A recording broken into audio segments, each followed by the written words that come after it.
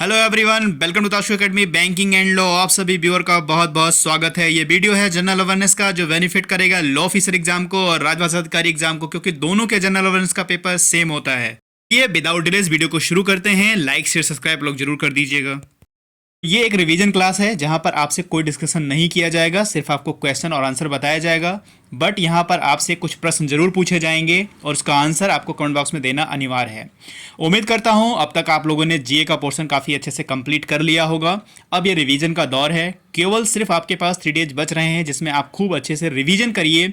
जो क्वेश्चन आपको याद नहीं आ रहे हैं उन्हें याद करने की कोशिश करिए, रट लीजिए और लर्न कर लीजिए। ठीक है, तो चलिए अब शुरू करते हैं इस वीडियो को। Recently the Nobel prize has been announce. तो नोबेल प्राइज से क्वेश्चन आपके एग्जाम में पूछे जा सकते हैं, तो इसका पूरा क्वेश्चन पढ़िएगा। जैसे अगर किस कैटेगरी के लिए दिया गया तो किस साइंटिस्ट को दिया गया है, और वो साइंटिस्ट किस कंट्री से बिलोंग करते हैं, और इनको किस रिसर्च के लिए दिया गया है। ये बेसिकली इतना पूरा कंप्लीट क्वेश्चन होगा आपके नोबेल का। तो नोबेल प्राइज से जुड़े सारे क्वेश्चन आप ध्यान से पढ़िएगा। तो यहाँ एक दो मैं करा भी चुका हूँ, बाकी जो बच रहे हैं मैं वो भी करा दूंगा। बट आप पहले से पढ़ चुके हैं तो उनका रिवीजन करके जरूर रखिएगा। क्वेश्चन आपको किसी भी तरीके से पूछे जा सकते हैं। तो यहाँ पर जो नाम है वो थोड़ा सा मिसप्रिंट है हिंदी और इंग्लिश दोनों में, तो मैं फिर से बोल दे रहा हूँ। तो ध्यान से आप लोग चीज़ों को अगर नोट नहीं किए तो नोट कर लीजिए, अगर पढ़ा है तो आप लोगों ने रिवीजन कर लीजिए। तो पहला जो नाम है वो है कैरोलिन बर्टोजी, दूसरा जो नाम है वो है मोर्टन मिल्डेल, और तीसरा जो नाम है वो है के वेरी शार्पलेस। तो ये 3 साइंटिस्ट हैं। इनको 2022 का नोबेल प्राइज दिया गया है। किस कैटेगरी में दिया गया है ये बताना है, तो इनको दिया गया है केमिस्ट्री की कैटेगरी में, यानी रसायन विज्ञान के क्षेत्र में। यहाँ पर आप बताइए कि जो नोबेल प्राइज दिया गया है नोबेल में, यानी शांति में किसको दिया गया है। ठीक है, शांति में किसको दिया गया है और लिटरेचर में किसको दिया गया है। ठीक है, और वो किस कंट्री से बिलोंग करते हैं ये भी आप बताइएगा।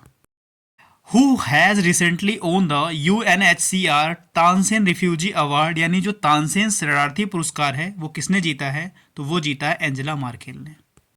Recently a new advance supervisory monitoring system Daksh is launch by, यानी दक्ष जो है इनमें से किसके द्वारा लॉन्च किया गया है, तो दक्ष जो लॉन्च किया गया है वो रिजर्व बैंक ऑफ इंडिया के द्वारा, यानी RBI के द्वारा लॉन्च किया गया है। Recently, which state has started anti-dust campaign to control air pollution, यानी वायु प्रदूषण को नियंत्रित करने के लिए एक एंटी डस्ट अभियान शुरू किया है। किस सरकार के द्वारा शुरू किया गया, यानी किस स्टेट के द्वारा शुरू किया गया है, तो वो है दिल्ली, यानी दिल्ली के द्वारा शुरू किया गया है। पर भारत का पहला, ठीक है, माइक्रो कैटेगरी ड्रोन जो है उसके लिए सर्टिफिकेशन किस कंपनी को मिला है, यानी भारत का पहला माइक्रो कैटेगरी ड्रोन सर्टिफिकेशन किस कंपनी को मिला है, तो वो कंपनी है Asteria aerospace limited. Asteria aerospace limited वो कंपनी है जिसको पहला सर्टिफिकेशन मिला है। बेसिकली है वो लार्जेस्ट प्रोड्यूसर ऑफ शुगर है, यानी जो चीनी का सबसे बड़ा उत्पादक है इनमें से कौन सा देश बना है, तो ये है Bharat. Which country has recently launched the COFO first satellite to know the secret of the sun? तो अभी हाल ही में सूर्य के रहस्यों को जानने के लिए काफो फर्स्ट उपग्रह किस देश ने लॉन्च किया है, तो वो देश है चीन। ठीक है, चीन ने काफो फर्स्ट उपग्रह एक लॉन्च किया है जो सूर्य के रहस्यों को जानेगा। गवर्नमेंट ऑफ इंडिया है recently approve the creation of new weapon system branch for which of the following arm force has approval been granted. तो भारत सरकार के द्वारा अभी किस सशस्त्र बल जो होते हैं हमारे, उनके लिए नई हथियार प्रणाली की शाखा के निर्माण को मंजूरी दी गई है, तो वो है इंडियन एयरफोर्स, यानी भारतीय वायुसेना के द्वारा। Who has been elected as the president of hockey India. Hockey India के नए अध्यक्ष कौन बने हैं, वो हैं दिलीप टर्की। दिलीप टर्की जो हैं हॉकी इंडिया के नए अध्यक्ष बने हैं। जो पहला हम लोगों ने क्वेश्चन पढ़ा था वो केमिस्ट्री के क्षेत्र में नोबेल पुरस्कार दिया गया था, केमिस्ट्री की कैटेगरी में दिया गया था। ये जो दिया गया है वो दिया गया है इकोनॉमिक्स कैटेगरी में दिया गया 3 लोगों को, एस बर्नानके, ये मैं पहले पढ़ा चुका हूँ, डगलस डब्ल्यू डायमंड और फिलिप एच डाइविंग को इकोनॉमिक्स के क्षेत्र में जो है नोबेल प्राइज दिया गया है। और यहाँ पर ये पूछा जा रहा है कि इनकी जो रिसर्च रही है किस योगदान के लिए, किस कंट्रीब्यूशन के लिए इनको दिया गया है, तो ये दिया गया है for research on banks and financial crisis, यानी बैंक और वित्तीय संकटों पर शोध के लिए अर्थशास्त्र के क्षेत्र में बर्नानके को, डब्ल्यू डायमंड को और फिलिप एच डाइविंग को अर्थशास्त्र के क्षेत्र में नोबेल पुरस्कार दिया गया है। Which has been declared as India's first 24/7 solar powered blade recently. तो हाल ही में भारत का 24 × 7 सौर ऊर्जा संचालित गांव किसे घोषित किया गया है, 24/7 विलेज जो है किसे घोषित किया गया है, तो वो गांव है मोढेरा। ठीक है, मोढेरा गांव है। यहाँ पर आप मुझे बताइए, जो ये पल्लम पौरा है ये इस केरल का है बेसिकली। ठीक है, इसे क्या घोषित किया गया, क्या इसे बनाया गया है, ये भी आप क्वेश्चन करके बताइए मुझे।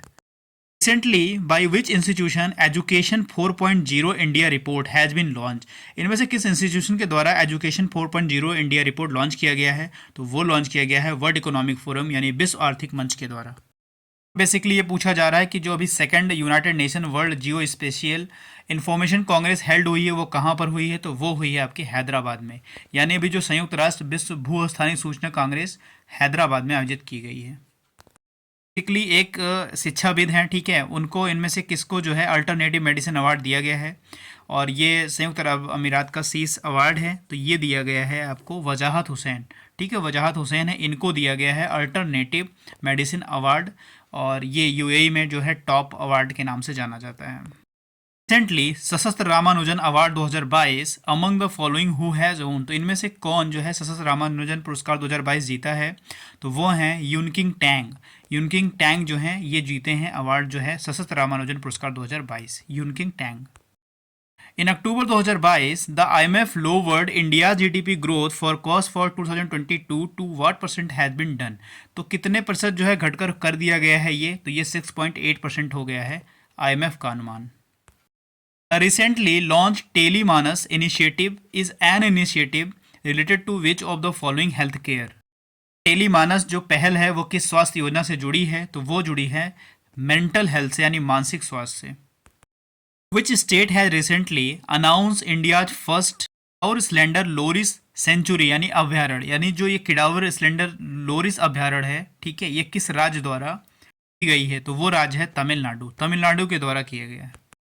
पूछा जा रहा है जो गिनी देश है, ठीक है, उसमें भारत का जो राजदूत बने हैं वो कौन बने हैं, तो वो बने हैं अवतार सिंह। पूछा जा रहा है कि जो सबसे बड़ी ब्लॉकचेन शिखर सम्मेलन श्रृंखला का जो 22वां वैसे संस्करण था वो कहाँ बनाया गया है, तो वो बनाया गया है दुबई में। हाल ही में भारत ने किस देश के साथ वैक्सीन एक्शन प्रोग्राम को वर्ष 2027 तक विस्तार दिया है, वो है अमेरिका, यानी संयुक्त राज्य अमेरिका, यूनाइटेड स्टेट अमेरिका है, उसके साथ 2027 तक विस्तार दिया है। प्रेसिडेंट द्रौपदी मुर्मू किस IIT संस्थान के साथ मिलकर एक परम Kamrup super computer facility launch किया है, तो वो है IIT गुवाहाटी। तो बताना है कि जो इराक के नए राष्ट्रपति चुने गए हैं वो कौन है, तो उनका क्या नाम है, नाम है अब्दुल लतीफ़ रशीद। ठीक है, ये इराक के नए राष्ट्रपति बने हैं। यहाँ पर एक सम्मेलन है यूनेस्को मीडिया कल्ट 2022, ये सम्मेलन है, ये कहाँ पे आयोजित किया गया है, तो ये आयोजित किया गया है मैक्सिको सिटी में आयोजित किया गया है। यहाँ पर एक शिखर सम्मेलन जो है 6ठे नंबर का है, वो आयोजित किया गया है, किस कंट्री में किया गया है, और उस सम्मेलन का नाम है conference on interconnection and confidence building measure in Asia, और वो किया गया है कजाकिस्तान में। Recently scientist have discovered a new ecosystem the trapping zone in which country, तो जो ये वैज्ञानिकों ने किस देश में एक नए इकोसिस्टम को खोजा है, द ट्रैपिंग जोन की खोज की है, तो वो है मालदीव। ठीक है, मालदीव में खोजा है। पूछा जा रहा है कि इंडिया ने अभी ISSF वर्ल्ड चैंपियनशिप 2022 जर्मनी को हराकर जीता है, तो उसने कौन सा पदक जीता है, तो यहाँ पर इंडिया ने कांस्य पदक यानी ब्रॉन्ज मेडल जीता है। ये पूछा जा रहा है कि कौन सा सिटी जो है वर्ल्ड ग्रीन सिटी अवार्ड जीता है, तो वो सिटी है हैदराबाद। ठीक है, कौन सा शहर वर्ल्ड ग्रीन सिटी का अवार्ड जीता है, वो है हैदराबाद। यहाँ पर यूपी के CM जो हैं योगी आदित्यनाथ ने भारत रत्न लता मंगेशकर की 93 नंबर की जयंती थी, उस अवसर पर यूपी में किस जिले में लता मंगेशकर चौक का उद्घाटन किया है, यानी लता मंगेशकर चौक का उद्घाटन कहाँ किया गया है, तो वो किया गया है अयोध्या में। Recently government of India has launch MBBS course books in which Indian language for the first time, यहाँ पर भारत सरकार ने पहली बार भारतीय भाषा यानी हिंदी भाषा में MBBS कोर्स की किताबें भी लॉन्च की हैं। MBBS कोर्स की किताबें अब हिंदी में भी उपलब्ध हैं। पर इंडिया की पहली एल्युमिनियम फ्रेट ट्रेन रेक निम्न में से किस कंपनी के द्वारा डेवलप किया गया है, तो वो कंपनी है हिंडाल्को। हिंडाल्को के द्वारा फर्स्ट आप कह सकते हैं aluminium freight train rake develop किया गया है हिंडाल्को के द्वारा। एक हस्तशिल्प निर्यात संवर्धन परिषद निम्न से किस देश के साथ, ठीक है, स्थित भारतीय राजनयिक मिशन के साथ मेड इन इंडिया व्यापार प्रदर्शनी का आयोजन किया है, तो वो किया गया है ग्वाटेमाला में, ग्वाटेमाला। जो कि एक केंद्रीय गृह सहकारिता मंत्री हैं, इन्होंने किस राज्य में, ठीक है, इनमें से किस राज्य में आज़ादी के अमृत महोत्सव पर आयोजित सुंदर सुभूमि कार्यक्रम को संबोधित किया है? तो वो है बिहार का किशनगंज। बिहार का किशनगंज यहाँ पर इन्होंने सुशोभित किया है, संबोधित किया है। पूछा जा रहा है कि जो बुकर प्राइज 2022 है, ठीक है, वो किसने जीता है? तो सेहान करुणा तिलका है, इन्होंने जीता है बुकर पुरस्कार 2022। कहा जा रहा है रिसेंटली विश्व मौसम विज्ञान संगठन द्वारा global ocean observing system report card 2022 जारी किया गया है। इस रिपोर्ट के अनुसार वायुमंडल में प्रतिवर्ष उत्सर्जित 40 गीगाटन कार्बन का कितना प्रतिशत महासागर अवशोषित कर लेती है? तो 26% जो है ओशियन जो है वो अपने आप में ऑब्जर्व कर लेती है। आपसे पूछा जा रहा है कि 13 सेकंड के वैरियर का रिकॉर्ड तोड़ने वाली पहली भारतीय महिला हर्डलर कौन बनी है? तो वो बनी है ज्योति आरा जी। ज्योति आरा जी बनी हैं पहली भारतीय महिला हर्डलर। से पूछा जा रहा है कि फ्रांस के खिलाड़ी हैं, ठीक है, ये मेंस बैलोन डी ओर अवार्ड किसने जीता है? तो वो जीता है करीम बेंजेमा। करीम बेंजेमा से जुड़ा एक प्रश्न था, मैंने आपसे पूछा था, उन्होंने रिटायरमेंट के लिए अनाउंसमेंट कर दिया है। तो ये कहाँ के खिलाड़ी थे? तो ये हैं फ्रांस के। पर ये पूछा जा रहा है जो लिविंग प्लैनेट रिपोर्ट 2022 है वो किस ऑर्गेनाइजेशन के द्वारा लॉन्च किया गया है? तो वो लॉन्च किया गया है वर्ल्ड वाइड फंड के द्वारा लिविंग प्लैनेट रिपोर्ट 2022 जारी किया गया। क्वेश्चन पूछा जा रहा है कि जो वुमेन इंडियन प्रीमियर लीग है यानी महिला इंडियन प्रीमियर लीग है वो किस वर्ष आयोजित किया जाएगा? तो वो आयोजित किया जाएगा 2023 में। जो प्रश्न पूछा जा रहा है कि ब्रिटेन के प्रधानमंत्री में से कौन बने हैं? तो लगभग सभी लोग जानते हैं, ऋषि सुनक जो हैं ब्रिटेन के प्रधानमंत्री बने हैं। एक विधानसभा उपाध्यक्ष थे, आनंद ममानी नाम था इनका निधन हो गया था। तो वो किस राज्य विधानसभा के उपाध्यक्ष थे? यहाँ पर पूछा गया है, तो वो कर्नाटक विधानसभा के उपाध्यक्ष थे। बेसिकली पूछा जाए तो 7th आयुर्वेद डे जो है यानी 7वां आयुर्वेदिक दिवस जो मनाया जाता है वो मनाया जाता है 23 अक्टूबर को। यहाँ पर आपसे पूछा जा रहा है कि प्रधानमंत्री नरेंद्र मोदी ने 10 लाख युवाओं को रोजगार प्रदान करने के लिए रोजगार मेले के पहले चरण का शुभारंभ किया था। तो इस दौरान जो है कितने लोगों को नियुक्ति मिली थी? जो पहला रोजगार मेला लगा था उसमें कितने लोगों को नियुक्ति पत्र दिया गया था? तो 75,000 लोगों को नियुक्ति पत्र बांटे गए थे, 75,000।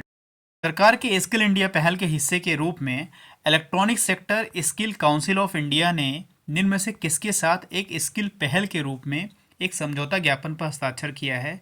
तो वो किया है सैमसंग इंडिया के साथ। सैमसंग इंडिया के साथ एक MOU साइन किया गया है।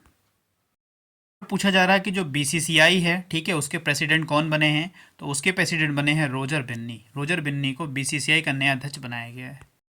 तो यहाँ पर रिसेंटली किस इंस्टीट्यूशन के द्वारा एक minority student a seminar was organize on the issue of education loan यानी शिक्षा ऋण के मुद्दे पर एक संगोष्ठी का आयोजन किया गया है? तो वो किसके द्वारा किया गया है? राष्ट्रीय अल्पसंख्यक विकास और वित्त निगम यानी national minority development and finance corporation के द्वारा ये एजुकेशन लोन पर एक संगोष्ठी का आयोजन किया गया है। तो पंचायती राज मंत्रालय ने जन योजना अभियान 2022 सबकी योजना सबका विकास विषय पर राष्ट्रीय प्रशिक्षण कार्यशाला का आयोजन किया है। तो वो कहाँ किया है? वो किया है न्यू दिल्ली में, सबकी योजना सबका विकास। हाल ही में पर्यावरण वन एवं जलवायु परिवर्तन मंत्रालय के तहत Salim Ali centre for ornithology and natural history में आयोजित स्वच्छता विशेष अभियान 2.0 का निरीक्षण किया गया है, यानी 2.0 या 0 कुछ भी बोलते हैं लोग। तो इस अभियान के प्रमुख स्तंभ क्या थे? तो यहाँ पर A और C दोनों ऑप्शन सही, यानी स्वच्छता और सुशासन, ये दो प्रमुख स्तंभ थे। Recently the government of India in terrorist activities reasons for involvement with Popular Front of India PFI, how many organizations including this organization under UAPA has been declared illegal?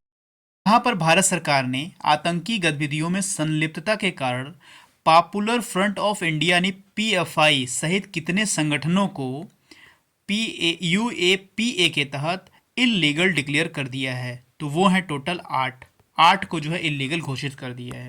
यहाँ पर कितने संगठन को गैर कानूनी घोषित कर दिया गया है? तो टोटल 8 संगठन हैं जिनको इलीगल जो है डिक्लेयर कर दिया गया है भारत सरकार के द्वारा। तो आज की वीडियो में बस इतना ही है, मिलता है नेक्स्ट वीडियो में। God bless you to all, thank you for watching. Like share subscribe जरूर कर दीजिएगा और तब तक आप खूब मन लगाकर रिवीजन करिए।